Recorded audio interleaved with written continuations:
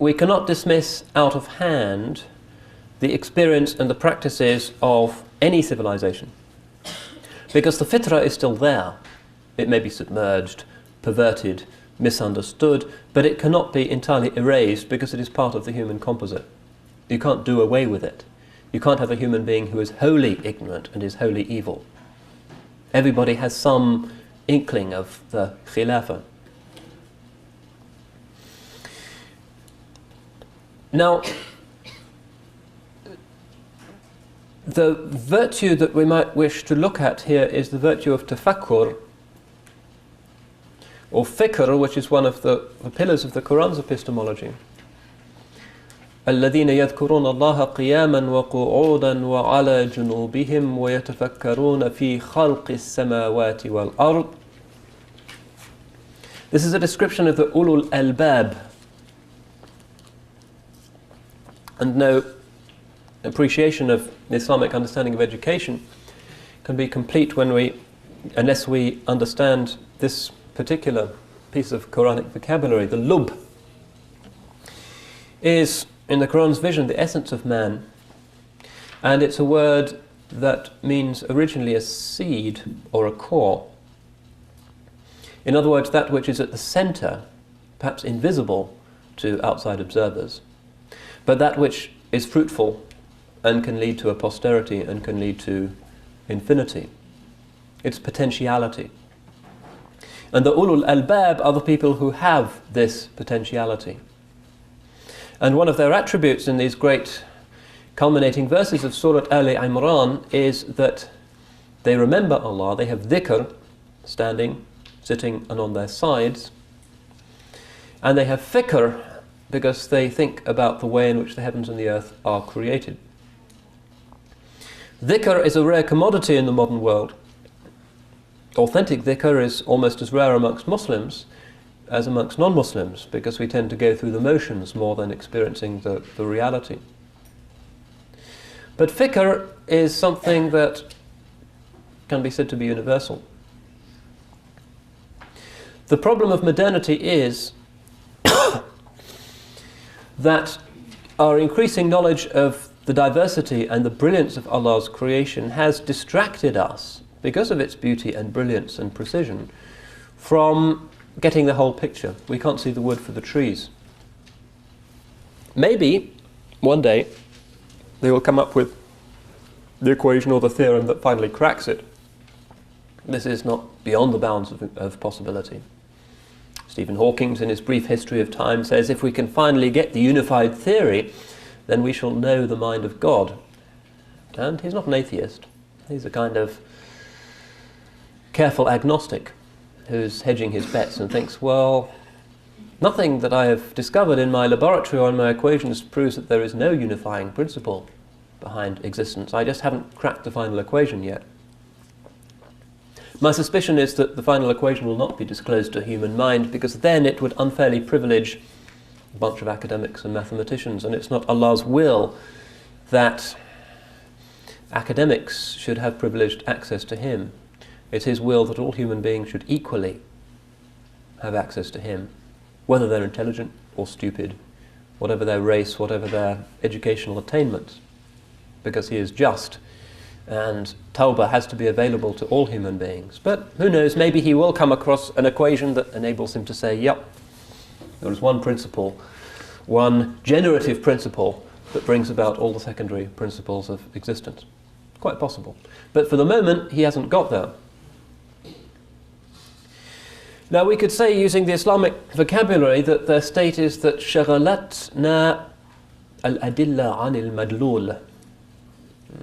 All of the pointers have distracted us from what is being pointed to. Sayyidina Muhammad sallallahu alayhi wasallam, who is the archetype of tafakkur, because this is what he was doing through his tahannuth on Jabal al-Nur, is contemplating the creation of the heavens and the earth, how everything is put together, superb symmetry, beauty, balance. مَا تَرَى فِي خَلْقِ الرَّحْمَنِ مِن تَفَوْتٍ. You don't see any inconsistency in the creation of Allah subhanahu wa ta'ala. And the balance of the universe is one of the great marvels that has been uncovered by modern science. We all know, apparently, that if the energy generated by the Big Bang had been infinitesimally greater, then the formation of matter would have been impossible. If it had been infinitesimally smaller, then the process of expansion would have stopped almost instantaneously. So from the point of view of secular science, we're living in the great mysterious improbability. I think the statistics against it are somewhere in the order of 1 to the power of 50. Virtually an impossibility, but here we are, and they have something called the anthropic principle, which they think explains why we should happen to be here.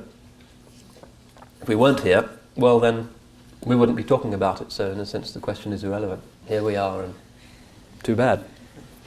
From a theologian's point of view, we would say, well, this makes it look as if faith, blind faith, is a much stronger principle for atheists than it is for believers.